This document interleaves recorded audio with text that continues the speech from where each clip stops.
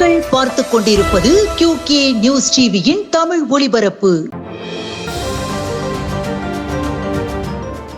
கோவையில் நேற்று கிரிக்கெட் வீரர்களுக்கு விளையாட்டு உபகரணங்களை அதிமுக பொதுச் செயலாளர் பழனிசாமி வழங்கினார். முன்னாள் அமைச்சர் வேலுமணி மற்றும் நிர்வாகிகள் உடன் உள்ளனர்.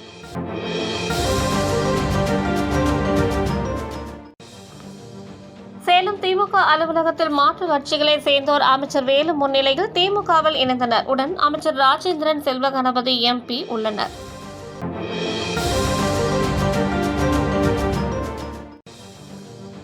உலக தற்கொலை தடுப்பு தினத்தை முன்னிட்டு காயல்பட்டினம் வ.வ.ஜிஹா மனிதயர் கலை மற்றும் அறிவியல் கல்லூரியில் விழிப்புணர்வு நிகழ்ச்சி நடந்தது.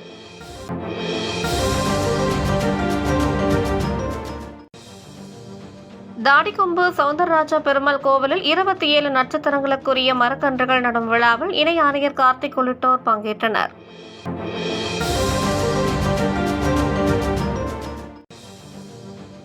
நெல்லை மாவட்டம் விக்கிரமசிங்கபுரத்தில் நடந்த நலம் காக்கும் ஸ்டாலின் திட்ட மருத்துவ முகாமில் மாற்றுத்திறனாளிகளுக்கு மடக்கு சக்கர நாற்காலிகளை கலெக்டர் சுகுமார் வழங்கினார்.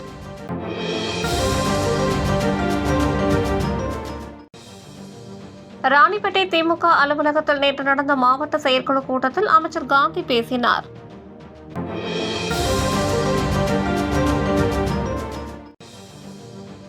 திருவண்ணாமலை வடக்கு மாவட்டம் 4 சட்டமன்ற தொகுதிக்கு உட்பட்ட தேர்தல் பகுதி பணிக்குழு ஒருங்கிணைப்பாளர்களின் ஆய்வுக் கூட்டத்தில் அமைச்சர் வேலு தேர்தல் குறித்து ஆலோசனைகளை வழங்கினார்.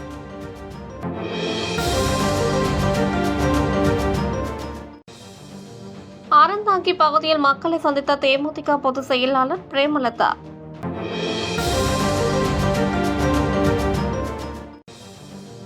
கீழ்பெண்ணாத்தூர் ஊராட்சியில் ஒன்றிய அலுவலக வளாகத்தில் தமிழ்நாடு ஊரக வளர்ச்சித்துறை அலுவலர்கள் சங்க 39வது ஆண்டு தினத்தை ஒட்டி கல்வெட்டு மற்றும் கொடியேற்றும் விழா நடைபெற்றது.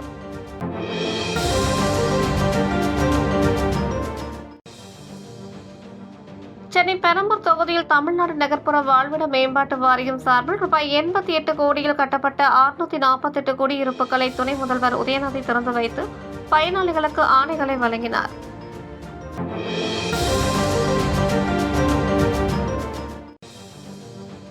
வேலூர் சத்துவாச்சாரி கெங்கையம்மன் கோவில் அருகில் இருந்து விஸ்வ இந்து பரிஷத் சார்பில் திருமலை திருப்பதி திருக்குடை ஊர்வலம் புறப்பட்டது.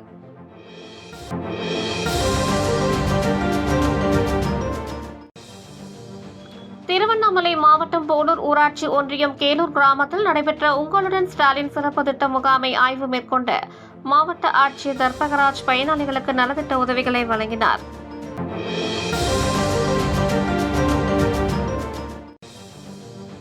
பிரதமர் நரேந்திர மோடி பிறந்த நாளையொட்டி சென்னையில் ஸ்ரீ லலிதாம்பிகா மருத்துவக் கல்லூரி மருத்துவமனை சார்பில் ஏற்பாடு செய்யப்பட்டிருந்த மாபெரும் இலவச மருத்துவ முகாமை பாஜக மாநில தலைவர் நயினா நாகேந்திரன் துவக்கி வைத்தார்.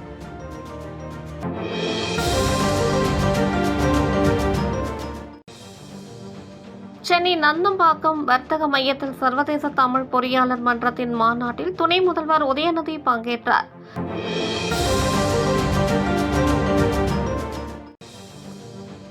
திருச்சி கலைஞர் அறிவாலயத்தில் நேற்று நடந்த திருச்சி மத்திய மற்றும் வடக்கு மாவட்ட திமுக செயற்குழு கூட்டத்தில் அமைச்சர் நேரு பேசினார்.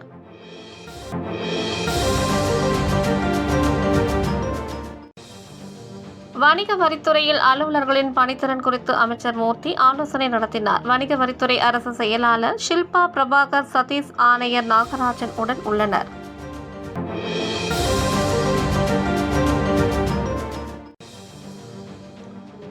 பிள்ளையார்பட்டி அருள்மிகு கற்பக விநாயகர் திருக்கோவிலுக்கு சொந்தமான நிலத்தில் திருக்கோவிலுக்கு சொந்தமான நிலத்தில் மரக்கன்றுகள் நடும் திட்டத்தை அமைச்சர் சேகர் பாபு துவக்கி வைத்தார்.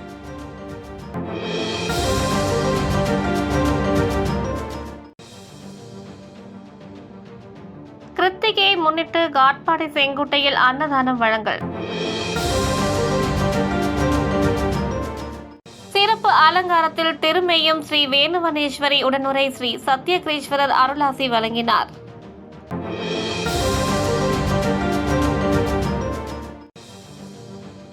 திருக்குறள் திருப்பணிகள் திட்டத்தின் 4வது வாராந்திர பயிற்சி வகுப்பு இன்று 13/9/2025 காலை பாளையங்கோட்டை குழந்தை இயேசு பெண்கள் மேல்நிலைப் பள்ளியில் பயிலரங்க குழு தலைவர் கவிஞர் பே. ராஜேந்திரன் தலைமையில் நடைபெற்றது.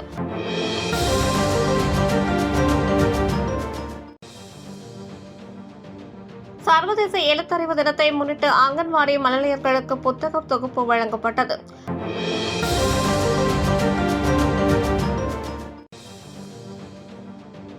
சிறப்பு பள்ளி மேலாண்மை குழு விழிப்புணர்வு கூட்டம் மதுரை மாவட்டம் மதுரை கிழக்கு ஒன்றியம் LKP நகர் அரசு நடுநிலைப் பள்ளியில் சிறப்பு பள்ளி மேலாண்மை குழு விழிப்புணர்வு கூட்டம் தலைவர் தஸ்லீம் பானு தலைமையில் நடைபெற்றது.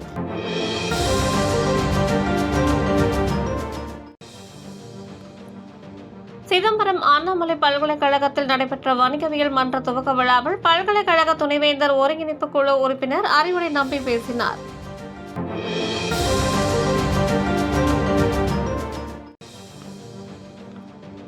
ஸ்ரீ முஷ்ணம் அருகே உள்ள ஸ்ரீ ஆதிவராகநல்லூர் கிராமத்தில் பண்ணைப்பாலி நன்னெறி வேளாண் முறைகள் குறித்து விவசாயிகளுக்கு பயிற்சி அளிக்கப்பட்டது.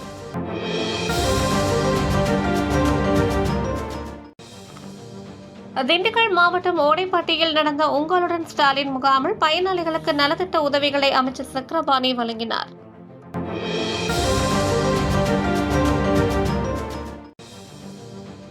ராமநாதபுரம் மாவட்டத்தில் நடந்த தேசிய அளவிலான மக்கள் நீதிமன்றத்தில் 706 வழக்குகளுக்கு தீர்வு காணப்பட்டது.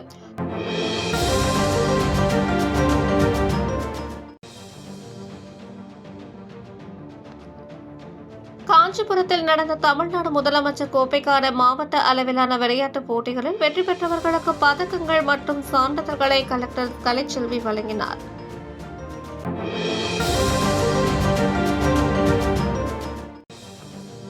திருவையாறு பாரதி இயக்கத்தின் காணிநில நூலகத்துக்கு கோவை பாரதியார் பல்கலைக்கழக மகாகவி பாரதியார் உயராய்வு மைய இயக்குநர் சித்ரா பாரதியார் நூல்களை வழங்கினார். இத்துடன் இந்த செய்தி தொகுப்பு நிறைவடைந்தது. நன்றி, வணக்கம்.